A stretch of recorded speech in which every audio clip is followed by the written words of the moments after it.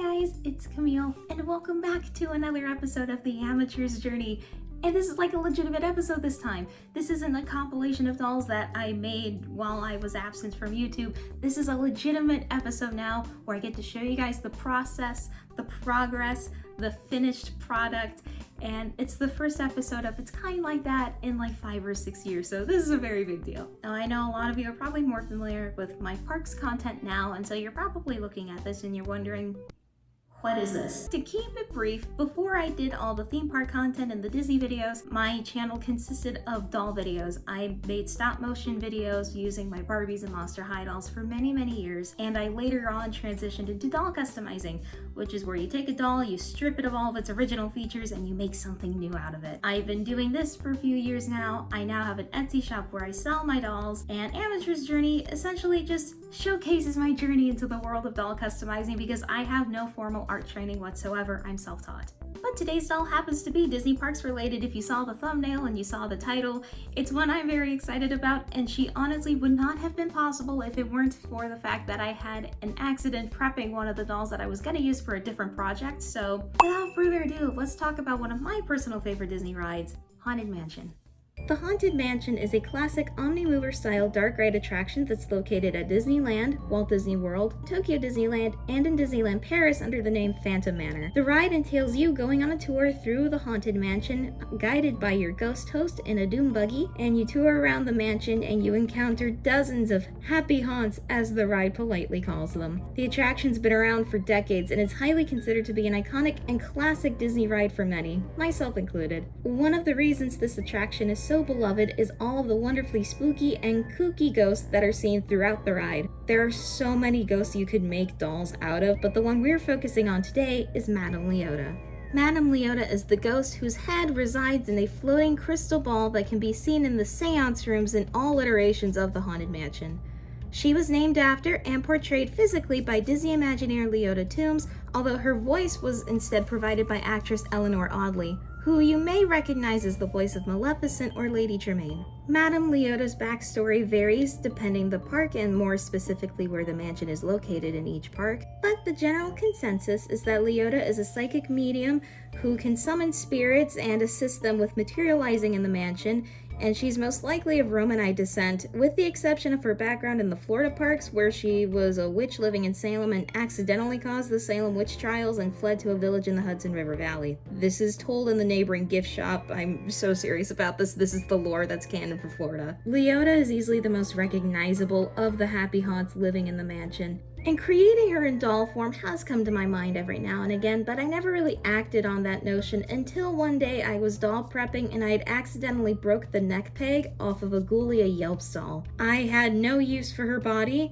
and Ghoulia happened to have the right facial structure for Leota, which is very angular and sharp and just kind of serious, you know? She's not as round and youthful looking as some of the other dolls that I have. And that's how the project was born. And with that out of the way, let's get to it. The head was already prepped off camera, so all the original factory paint had been removed with acetone nail polish remover, and her original hair had already been removed as well. I began with the reroot first, which was also done off camera, but look at how pretty it turned out! The hair that I used for Leota was a custom blend of nylon doll hair from dollyhair.com in the colors Blueberry Muffin and Daiquiri Ice. I went with longer hanks this time around as I intended on curling the hair and that all of the hair would wind up filling in the empty space in the ball that I got for her, which would make it look like her theme park counterpart. So I went ahead and wrapped up all of her hair and pinned it out of the way, and I gave her her first coat of MSE, or Mr. Super Clear. The sealant basically creates a surface for my pencils and pastels to adhere to, and it helps brighten the colors and it keeps everything on the vinyl. Using reference photos of the character as a guide, I begin adding the contour to her cheeks and giving her eyeshadow.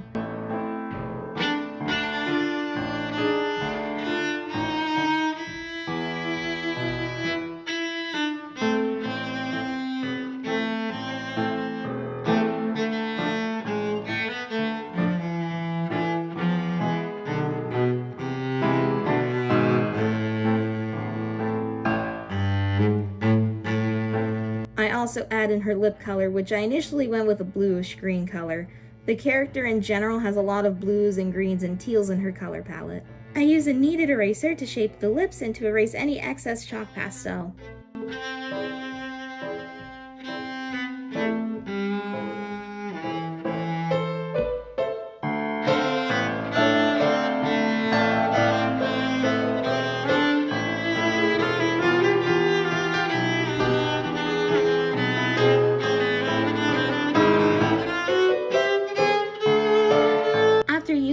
pastels, I begin drawing in the initial shapes for her eyes. Because of the eyeshadow and Ghoulia's skin tone, I went in with a dark gray pencil. Typically, you'd start with an even lighter color in case you make any mistakes, but with all the darker colors already added to her face, the dark gray was the better option. I also begin carefully drawing in the outline for her eyebrows.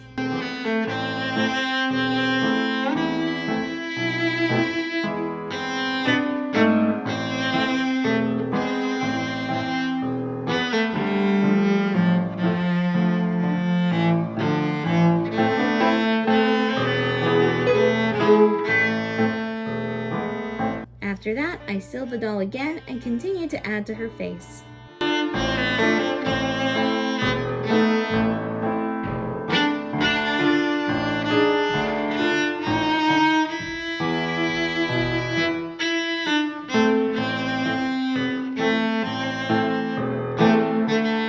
Leota is definitely a more mysterious and serious character compared to a lot of my other dolls and compared to a lot of the characters in the mansion for that matter. So I avoided cutesy large eyes and I kept her expression as neutral and as serious as possible.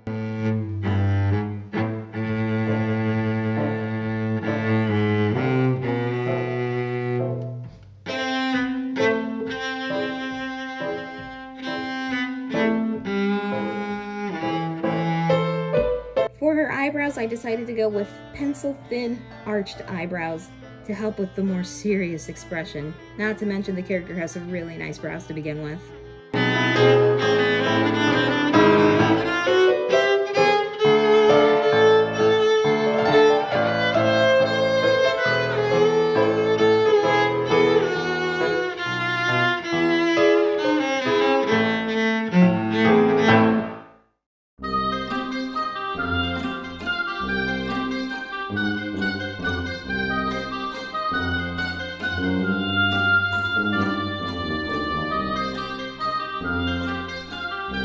I decided at the last minute that her lips were too monochromatic compared to the rest of her face, so using a magenta pencil, I colored in her lips.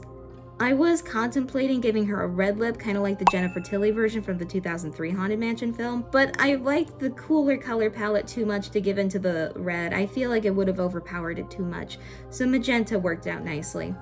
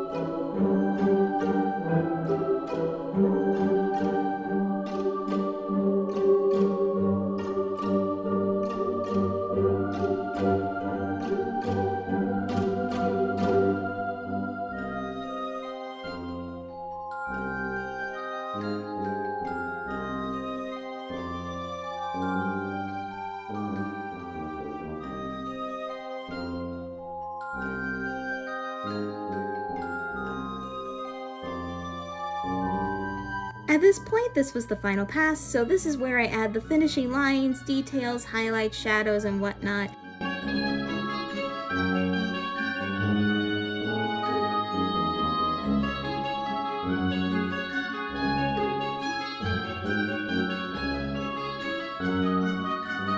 So as you're probably seeing, I have a tendency to just kind of go all over the place when it comes to my dolls' faces. So I'll add to the eyes, then I'll go back to the lips, then back to the eyes, etc.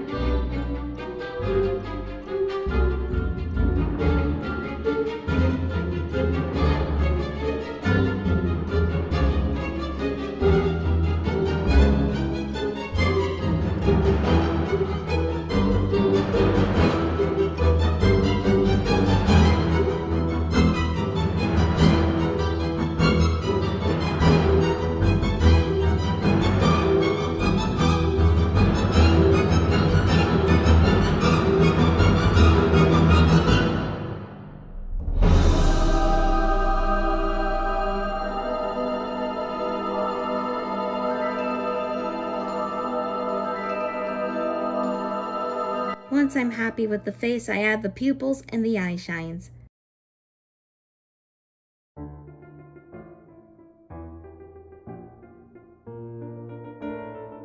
The eye shines are my favorite. It breathes life into the face, you know? She turned out so pretty! I add the doll's bottom lashes and seal her one more time with MSC before calling the face finished for the time being.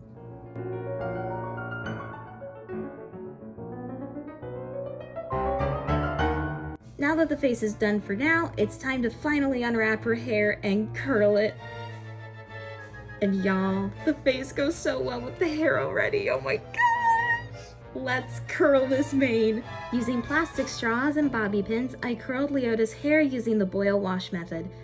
After she dried overnight, I took out each straw one at a time and separated the curls, and y'all, just look at them! They came out so beautifully. Look at how full and bouncy and luscious they are. I was very happy with how they turned out, and I just knew they were going to look fantastic once she was put in her crystal ball. Now let's move on to Leota's accessories. As you can see here, I am painting a round wooden plaque and some wooden dowels as I'm creating a scaled down version of Leota's seance table. This table is going to act as the doll's stand. I hot glued the dowels to the plaque, and while it looked fine, it wasn't very stable, so I took these ornate craftwood corners, cut them in half, sanded down the rough edges, and then glued the two halves together to make one thick piece, and these pieces were then painted and eventually glued onto the wooden dowels to act as supports for the table. And these supports actually added a lot of nice detail to the table, so I'm happy that I wound up going with them. This is the table after everything was fully painted and glued together. It turned out really neat!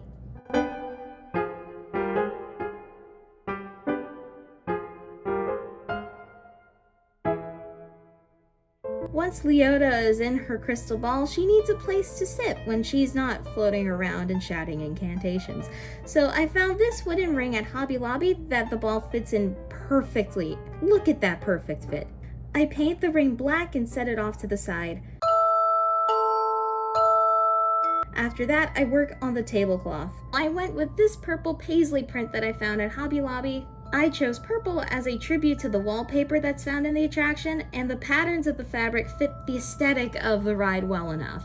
I also picked up these mini gold tassels that I'm going to add along the edges of the tablecloth.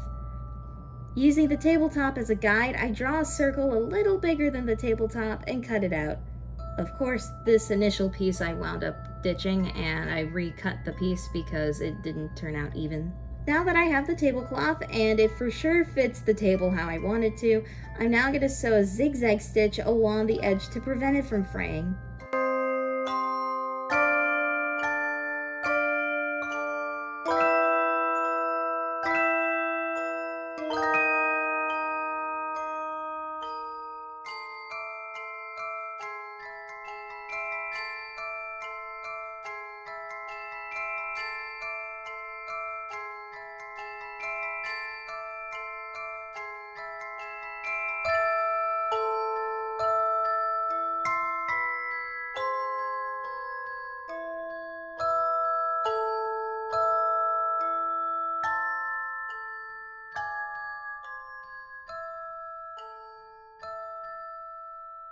It had been a hot minute since I used my sewing machine, and I wound up having thread troubles throughout using it, as you can see here. But nonetheless, I finished the edges of the tablecloth.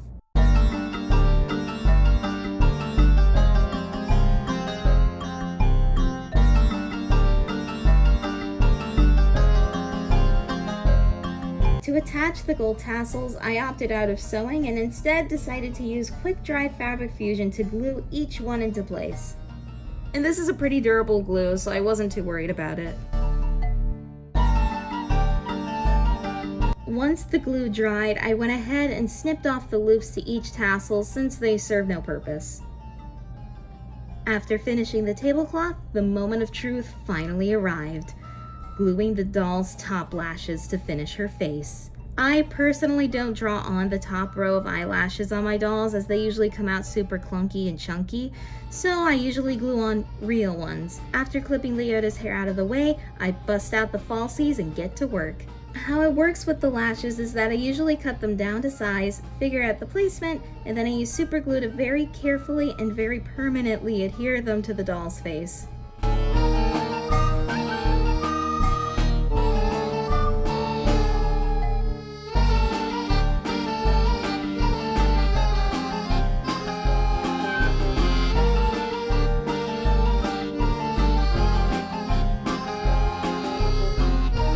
Sometimes you gotta use some reinforcements to help keep them in place while they're drying too. It is for sure a lengthy process, but it's totally worth the final result. Now that her face is 100% complete, it's finally time to fit her into her ball. Unfortunately, she had too much hair, so as much as it pained me to do so, I had no choice but to cut her hair to make it significantly shorter.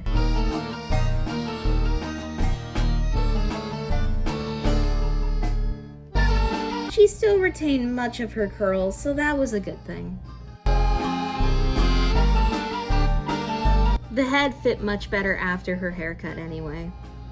After making a few minor adjustments, I secured the ball, and now the doll is complete. And my initial reaction after assembling her with her table tells you all you need to know. So cool. Oh, I'm so happy with this. Ooh.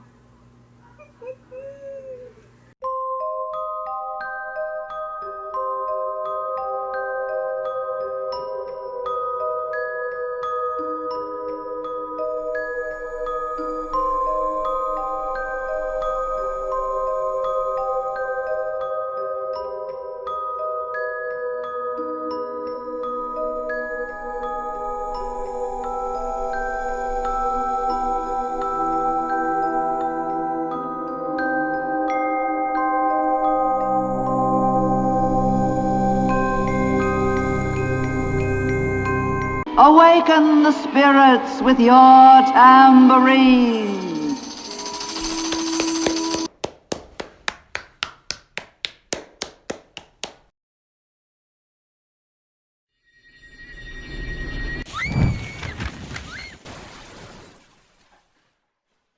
Serpents and... That was so fun. Please do it again. Thank you guys so much for watching. It really does mean so much to me. What did you think of Leota? Leave your thoughts down in the comments below. Leota will be listed on my Etsy shop here soon, and if you'd like to check out my shop and if you're interested in purchasing any of my dolls, feel free to check it out. It'll be in the description box below. Up in the corner, I have the playlist of all of my other Amateur's Journey videos so you can see some of my other custom dolls that I've made prior to Leota. I also have my most recent Disney vlog, which is from Festival of the Arts, down at the bottom of the corner. And if you would like to subscribe to the channel, if you want to see more, you have that option at the bottom right corner. Thank you guys again for watching, and I'll see you real soon. Bye!